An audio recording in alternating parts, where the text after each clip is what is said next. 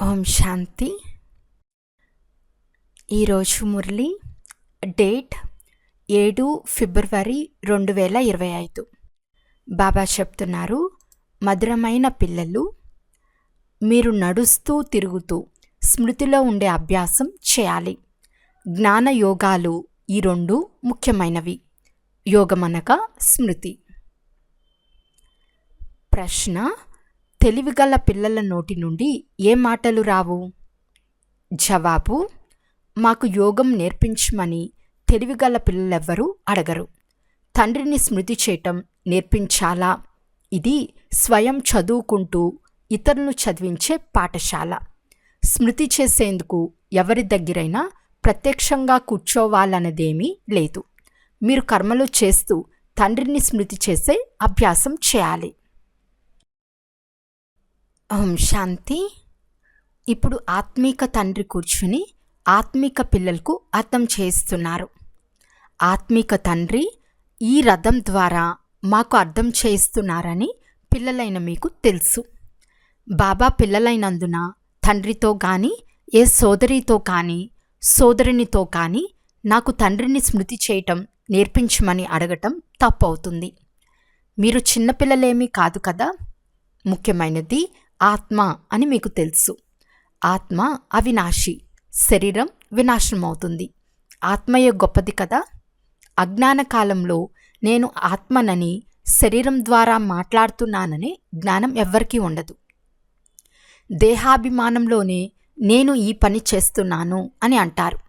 ఇప్పుడు మీరు ఆత్మాభిమానులుగా అయ్యారు. ఈ శరీరం ద్వారా మాట్లాడుతున్నానని, కర్మలు ఆచరిస్తున్నానని ఆత్మ అంటుందని మీకు తెలుసు. ఆత్మ పురుషుడు. మమ్మల్ని యోగంలో కూర్చోపెట్టమని చాలామంది అంటూ ఉంటారు. నేను కూడా తండ్రి స్మృతిలో కూర్చుని ఉన్నాను. నా ముందు ఉన్నవారు కూడా అలాగే కూర్చోవాలని అనుకుంటారు. ఇప్పుడు ఈ పాఠశాల దీని కొరకు కాదు. పాఠశాల చదువుకునేందుకు ఉంటుంది. అలాగని ఇక్కడే కూర్చుని నన్ను స్మృతి చేయాలని కూడా కాదు. లేస్తూ కూర్చుంటూ తిరుగుతూ తండ్రిని స్మృతి చేయండి. స్మృతి చేసేందుకు అదే పనిగా కూర్చునే అవసరం లేదని తండ్రి అర్థం చేయించారు. కొంతమంది రామా రామా అని అనమంటారు. రామా రామా అనకుండా స్మృతి చేయలేరా?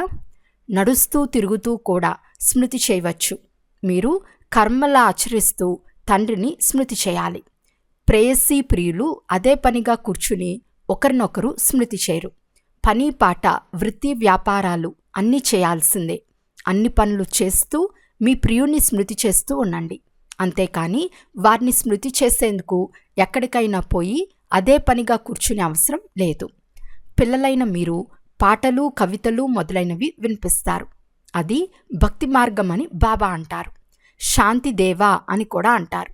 అలా పరమాత్మునే స్మృతి చేస్తారు, కృష్ణుని కాదు. బ్రహ్మానుసారం ఆత్మ అశాంతిగా అయిపోయినప్పుడు తండ్రిని పిలుస్తుంది.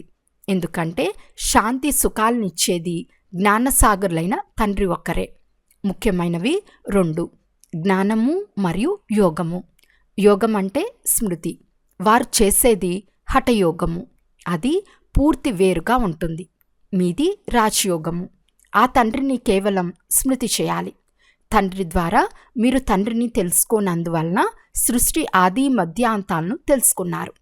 మనల్ని చదివించేది స్వయం భగవంతుడని తెలుసుకున్నందున మీకు అందరికంటే ఎక్కువ ఖుషి ఉంది. మొట్టమొదట భగవంతుని పరిచయం పూర్తిగా తెలుసుకోవాలి. ఆత్మ ఎలాగైతే ఒక నక్షత్రం వలె ఉంటుందో అలాగే భగవంతుడు కూడా ఒక నక్షత్రం వలె ఉంటారని ఇంతకు ముందు ఎప్పుడూ తెలియదు. భగవంతుడు కూడా ఒక ఆత్మనే, కానీ వారిని పరమాత్మ, సుప్రీం సోల్ అని అంటారు. వారెప్పుడు పునర్జన్మ తీసుకోరు. వారు జన్మ మరణాల్లోకి రారు. వారు పునర్జన్మ తీసుకోరు. వారెలా వస్తారో వారు స్వయంగా వచ్చి అర్థం చేస్తారు. త్రిమూర్తిని గురించిన గాయనం కూడా భారతదేశంలోనే ఉంది. త్రిమూర్తి బ్రహ్మ విష్ణు శంకర్ల చిత్రమును కూడా చూపిస్తారు. శివ పరమాత్మాయ నమః అని అంటారు కదా. అత్యంత ఉన్నతమైన తండ్రిని మర్చిపోయారు. కేవలం త్రిమూర్తి చిత్రాన్ని చూపించారు. పైన శివుని చిత్రం తప్పకుండా ఉండాలి. దాని ద్వారా వీరి రచయిత శివుడని అర్థం చేసుకుంటారు. రచన ద్వారా ఎప్పుడు వారసత్వం లభించదు. బ్రహ్మ ద్వారా వారసత్వం కొంచెం కూడా లభించదని మీకు తెలుసు. విష్ణువుకు వజ్ర వైడూర్యాల కిరీటం ఉంది కదా.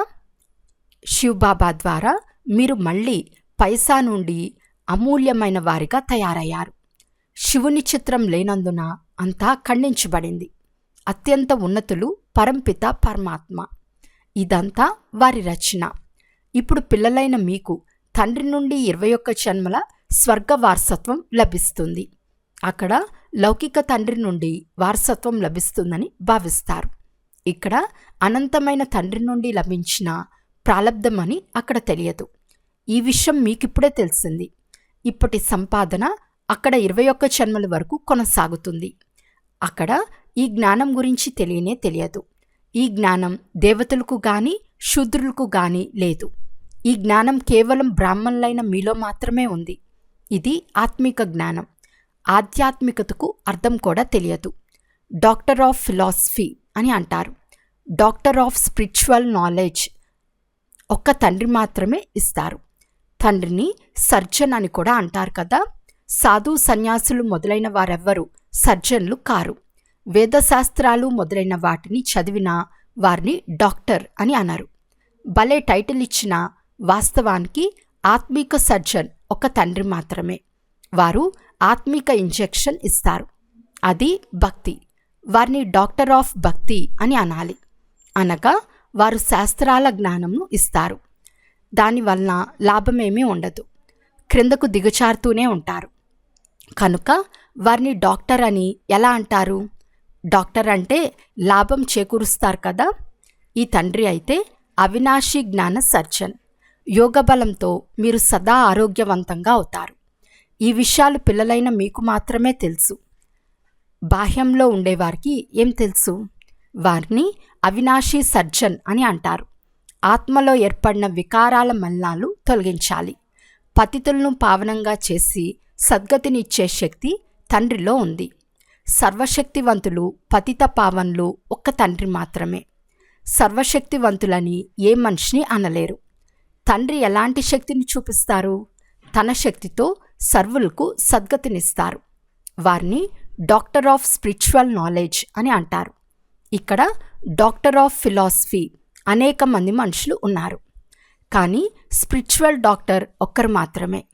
ఇప్పుడు స్వయాన్ని ఆత్మగా భావించి తండ్రినైన నన్ను స్మృతి చేసి పవిత్రంగా అవ్వండి తండ్రి చెప్తున్నారు. పవిత్ర ప్రపంచ స్థాపన చేసేందుకు నేను వచ్చాను. మళ్ళీ మీరెందుకు పతితమవుతారు? పవిత్రంగా అవ్వండి, పతితులుగా అవ్వకండి.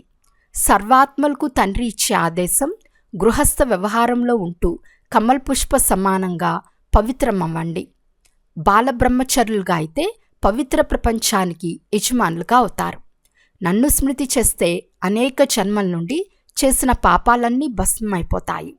మూలవతనంలో పవిత్ర ఆత్మలు మాత్రమే ఉంటాయి. ఒక్క పతిత ఆత్మ కూడా అక్కడికి వెళ్ళలేదు. బాబా మనల్ని చదివిస్తున్నారని బుద్ధిలో గుర్తుంచుకోవాలి. విద్యార్థులు మాకు టీచర్ను స్మృతి చేయటం నేర్పించమని అంటారా? స్మృతి నేర్పించే అవసరమేముంది? ఇక్కడ గద్దీపైన ఎవరూ కూర్చోకపోయినా పర్వాలేదు. మన తండ్రిని స్మృతి చేయాలి. రోజంతా వృత్తి వ్యాపారాదుల్లో ఉన్నందున మర్చిపోతారు. అందువలన ఇక్కడ కూర్చోపెడతారు. 10-15 నిమిషాలు స్మృతి చేసినా చాలు. పిల్లలైన మీరు పనిపాట్లు చేసుకుంటూ స్మృతిలో ఉంటూ అలవాటు చేసుకోవాలి. అర్ధకల్పం తర్వాత ఈ ప్రియుడు లభిస్తాడు. నన్ను స్మృతి చేస్తే మీ ఆత్మలోని మలినాలన్నీ తొలగిపోతాయి. మీరు విశ్వానికి అధికారులుగా అవుతారని చెప్తున్నారు. అటువంటప్పుడు ఎందుకు స్మృతి చేయరాదు? స్త్రీకి కంకణం కట్టినప్పుడు నీ పతియే నీకు ఈశ్వరుడు, గురువు, సర్వస్వం అని చెప్తారు. కానీ ఆ స్త్రీ పతినే కాక బంధుమిత్రులను, గురువులను మొదలైన వారందరినీ స్మృతి చేస్తూ ఉంటుంది. అది దేహదారుల స్మృతి. కాని వీరు పతులకు పతి, వారినే స్మృతి చేయాలి. కొంతమంది మమ్మల్ని యోగంలో కూర్చోపెట్టమని అంటారు. కానీ దానివల్ల ఏమవుతుంది? ఇక్కడ 10 నిమిషాలు కూర్చుంటారు. అయినా ఏకరస స్థితిలో ఎవరు కూర్చోరు. భక్తి మార్గంలో ఎవరినైనా పూజించేందుకు కూర్చుంటే బుద్ధి అనేక వైపులకు తిరుగుతూ ఉంటుంది. తీవ్రమైన భక్తి చేసేవారికి సాక్షాత్కారం కావాలనే ఆశ ఉంచుకుని కూర్చుని ఉంటారు. వారు సాక్షాత్కారం కావాలనే లగ్నంలో ఉండిపోతారు. ఒకరి ప్రేమలో లవలీనమైపోతారు. అప్పుడు సాక్షాత్కారం అవుతుంది. దాన్ని నౌదా భక్తి అని అంటారు. ఆ భక్తి ప్రేయసీ ప్రియుల వలె తీవ్రంగా ఉంటుంది. తింటూ తిరుగుతూ బుద్ధిలో స్మృతి ఉంటుంది. వారిలో వికారాల మాట ఉండదు, కానీ శరీరాలపై ప్రేమ ఉంటుంది. ఒకరినొకరు చూసుకోకుండా ఉండలేరు. తండ్రి అర్థం చేస్తున్నారు, నన్ను స్మృతి చేస్తే మీ వికర్మలు వినాశనమవుతాయి. మీరు 84 జన్మలు ఎలా తీసుకున్నారు? బీజాన్ని స్మృతి చేస్తే మొత్తం వృక్షమంతా గుర్తుకొస్తుంది. ఇది వెరైటీ ధర్మాల వృక్షం కదా. భారతదేశం ఒకప్పుడు బంగారు యుగంగా ఉండేదని, ఇప్పుడు ఇనుప యుగంలో ఉందని పిల్లలైన మీ బుద్ధిలో మాత్రమే ఉంది. ఈ ఇంగ్లీష్ పదాలు బాగున్నాయి, వాటి నుండి మంచి అర్థం వస్తుంది. ఆత్మ సత్యమైన బంగారుగా అవుతుంది. ఆ తర్వాత అందులో మలినాలు ఏర్పడతాయి. ఇప్పుడు పూర్తిగా అసత్యమైపోయింది. దీన్ని ఇనుపయుగమని అంటారు. ఆత్మలు ఇనుపయుగంగా అయినందున ఆభరణాలు కూడా అలాగే అయిపోయాయి.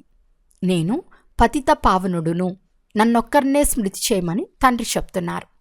ఓ పతిత పావన రండి అని మీరు నన్ను పిలుస్తారు. నేను కల్పకల్పం వచ్చి మీకు ఈ ముక్తి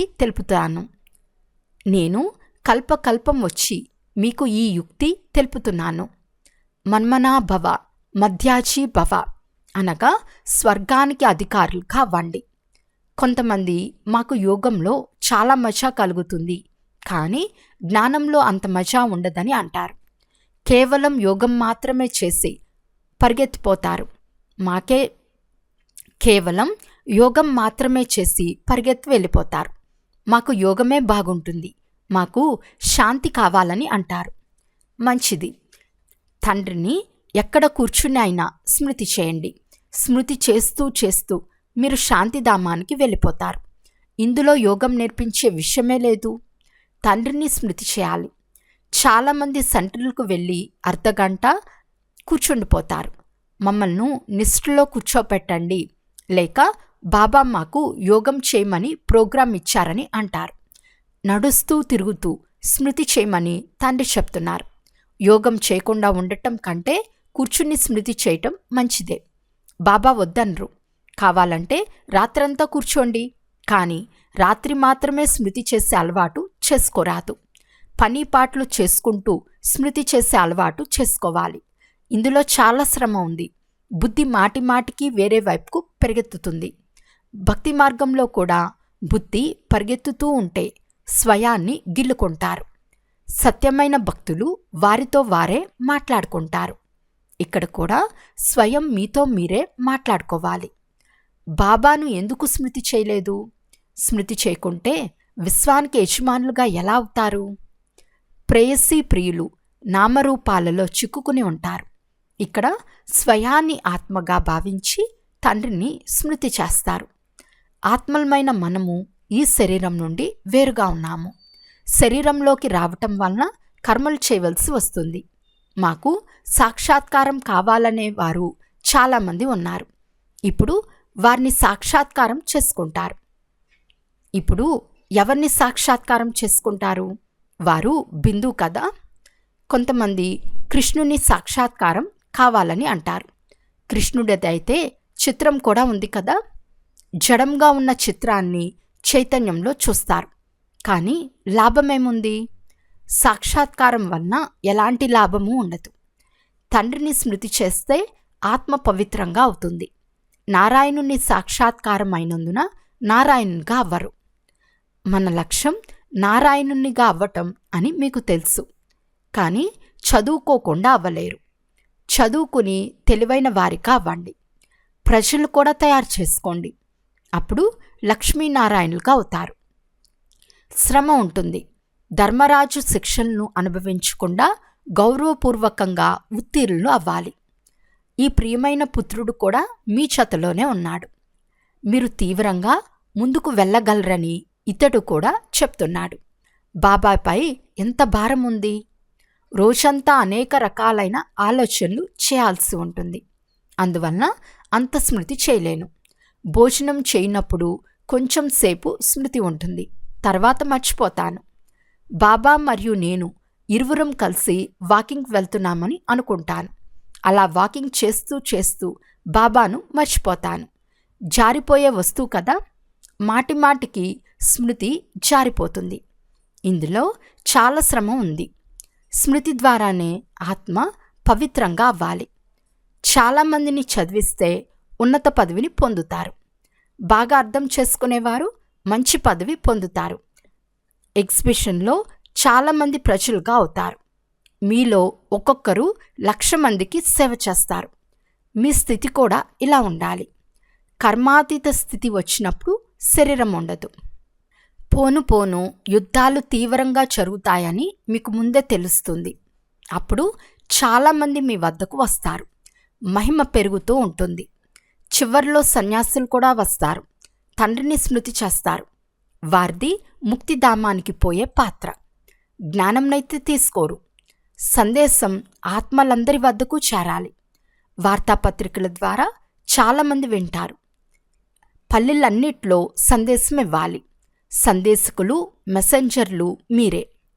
తండ్రి తప్ప పతితుల నుండి పావనంగా చేసేవారు మరెవ్వరూ లేరు. ధర్మస్థాపకులు ఎవ్వరినీ పావనం చేయలేరు. వారి ధర్మం వృద్ధి చెందాల్సి ఉంటుంది. కనుక తిరిగిపోయే మార్గాన్ని వారెలా తెలుపగలరు? సర్వుల సద్గతి దాత ఒక్కరే. ఇప్పుడు పిల్లలైన మీరు తప్పకుండా పవిత్రంగా అవ్వాలి. పవిత్రులుగా ఉండిన వారు చాలామంది ఉన్నారు. కామము మహాశత్రువు కదా. మంచి మంచి పిల్లలు క్రింద పడిపోతారు. చెడు దృష్టి కూడా కామం యొక్క అంశమే. ఇది పెద్ద పిశాచము. కామంను జయిస్తే జగజ్జీతులుగా అవుతారని తండ్రి చెప్తున్నారు. అచ్చా, మధురాతి మధురమైన అపురూపమైన పిల్లలకు మాతాపిత బాప్దాదాల ప్రియ స్మృతులు మరియు గుడ్ మార్నింగ్. ఆత్మిక పిల్లలకు ఆత్మిక తండ్రి నమస్తే. ఆత్మిక తండ్రికి ఆత్మిక పిల్లల యొక్క ప్రియ స్మృతులు మరియు నమస్తే నమస్తే నమస్తే. ధారణ కొరకు ముఖ్య సారము. ఫస్ట్ పాయింట్, పని పాటలు చేసుకుంటూ స్మృతిలో ఉండే అలవాటు చేసుకోవాలి. తండ్రి చేతిలో వెళ్ళేందుకు లేక పావన నూతన ప్రపంచానికి యజమానులుగా అయ్యేందుకు తప్పకుండా పవిత్రంగా అవ్వాలి. సెకండ్ పాయింట్, ఉన్నత పదవిని పొందేందుకు చాలామందికి సేవ చేయాలి. చాలామందిని చదివించాలి. సందేశకులై ఈ సందేశంను అందరి వద్దకు చేర్చాలి. ఈరోజు వరదానము. స్నేహం అనే ఒడిలో ఆంతరిక సుఖం మరియు సర్వశక్తులను అనుభవం చేసే యథార్థ పురుషార్థి భవ. ఎవరైతే యథార్థమైన పురుషార్థులుగా ఉన్నారో వారు ఎప్పుడూ శ్రమను లేక అలసటను అనుభవం చేయరు. సదా ప్రేమలో మస్తుగా ఉంటారు. వారు సంకల్పం ద్వారా కూడా సరెండర్ అయిన కారణంగా మమ్మల్ని బాప్దాదా నడిపిస్తున్నారు. కష్టమనే కాళ్ల ద్వారా కాదు, స్నేహం అనే ఒడిలో నడిపిస్తున్నామని అనుభవం చేస్తారు. స్నేహం యొక్క ఒడిలో సర్వప్రాప్తులు అనుభవం అయ్యే కారణంగా వారు నడవరు. కానీ సదా ఖుషీలో, ఆంతరిక సుఖంలో, సర్వశక్తుల అనుభవంలో ఎగురుతూ ఉంటారు. స్లోగన్: నిశ్చయం అనే పునాది పక్కాగా ఉంటే శ్రేష్టమైన జీవితం స్వతహాగానే అనుభవం అవుతుంది. అచ్చా, ఓం శాంతి.